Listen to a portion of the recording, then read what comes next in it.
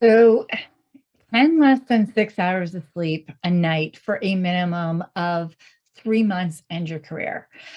Now, I get with your career all of the shifts. I mean, I'm a police wife, so um, I know the shifts. 12s, fire, your 24s. You're in the middle of a call near the end of your shift and you can't leave. You can't just hand it off to somebody. And when you're doing 12s, if you've got an extra 2, 3 hours, you're already putting that at what, 14, 15 hours. And then you have a commute, let's say 1 hour there and back to work. We're at like 17 hours. If there's 24 hours in a day, it's hard to get home, shower, sleep, and get enough time. When you're doing 24s and you're at a busy station, you don't get the nights. And even if you are on shift, your sleeps are not as good at a station as they are when you are at home. So with that all being said, and understanding that, understanding the OT, understanding when, big things come up, that it is next to impossible to even have 6 hours, 4 hours sometimes to sleep. So that is what we know is just a part of the job. That is the life of the job. But what I'm talking about is the other time, is the time where you do have 8 hours in bed, where you can sleep, where you have the time to sleep, but your brain won't shut off. You're waking up mid-sleep. You might only get, I know for some of you, only get 2 blocks at a time before your body wakes you up again and you're tossing and turning, can't get back to sleep. Sometimes for some of you, it's 4, some it's 6. Like there's a cap as to how long you can go in getting a block of sleep. And the question is, if on your downtime, if on the days on shift where you actually can get more than 6 hours of sleep, if you're unable to, so that this is extending for a couple of months, could that end your career? And the reason I'm bringing this up is because this is common. I hear this all the time where on average, people are telling me like 1 year, 2 years, 5. I had somebody the other day say 10 years. It's been 10 years since they have been able to get a solid sleep. So if we're diving into sleep deprivation here, then that all adds up and that starts affecting you. So how long, I guess I'm going to ask 2 questions and answer them below. First off, how many hours do you get on average when you have the time to sleep? How many do you get on average? And some of you may say that you could sleep forever. Sleep isn't the actual issue. It's just that you wake up feeling hungover, disoriented, exhausted. That's still telling us your body's not getting enough sleep. But how long has it been since you actually were getting good quality sleeps where you felt like you were waking up and refreshed, recovered? Because if not, then that's telling us this is not good quality sleep. So how long has it been for you? How much sleep do you get at a time? And let me know that. And then let's dive into this. So 4 to 6 hours of sleep. Quite often, we think we can survive on this. And yes, in your job, you have to survive on this once in a while.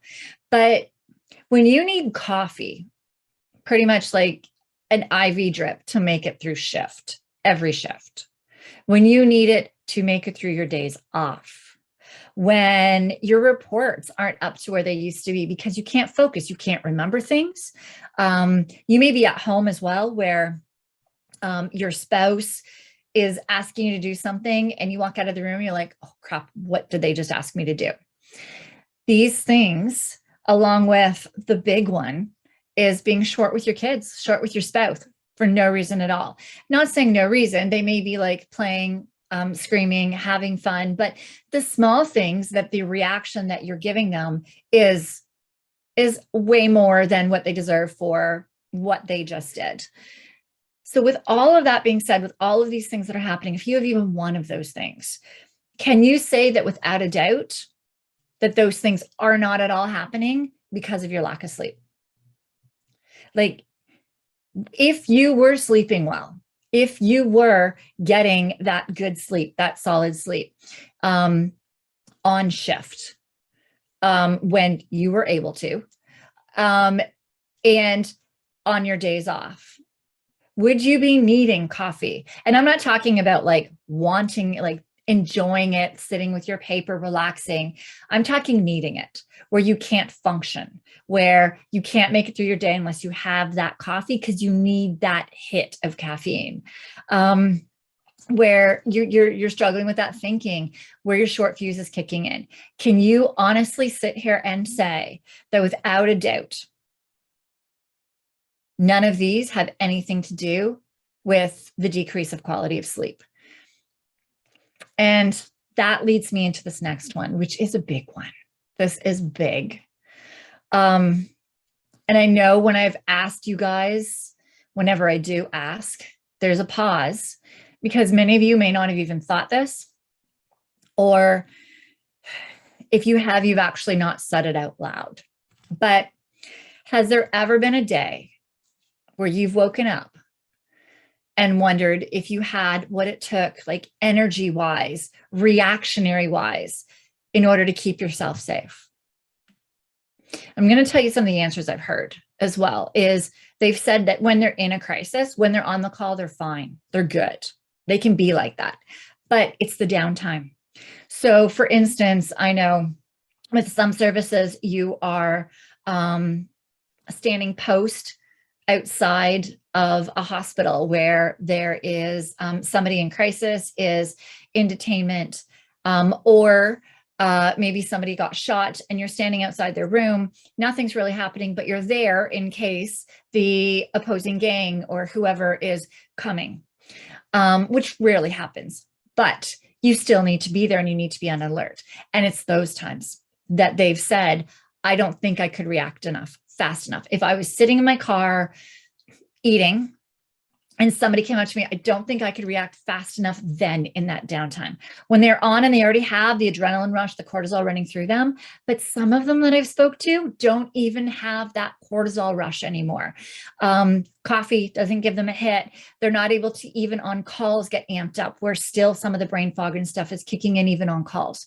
So the question is, has there ever been a day where you woke up and wondered if you had what it took to keep you safe, keep your partner safe?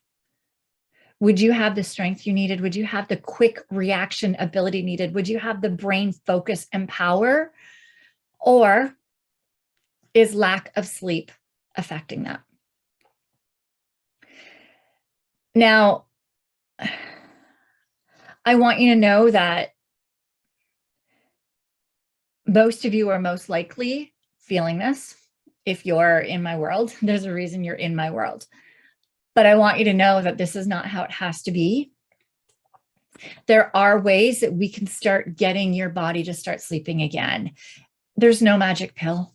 There really isn't. There are a bunch of steps. And I was really, when I started this video, I was going to come up and actually give you one of these steps. Because when I do start off with you guys, there are a couple of steps that when we start off, start giving you some relief and start allowing you to start falling asleep. And then as we start going through the other steps, we start teaching you how to be what I call 911 ready, which is making sure that your body knows when it needs to sleep and when it needs to wake with energy. And we start teaching you how to do that over time. And I was going to give you that first step, of which I will in a few weeks. But right now, the reason that I'm not is because I really want you to sit with the questions that I just asked you. And if I start giving you that tip right now, you're going to want to do that, and you're going to forget about this question. So I want you to really sit with this. Have there been days where you've woken up and you've secretly, quietly said to yourself, do I have what it takes to keep myself safe? Can I react quick enough? Or am I just too friggin' tired?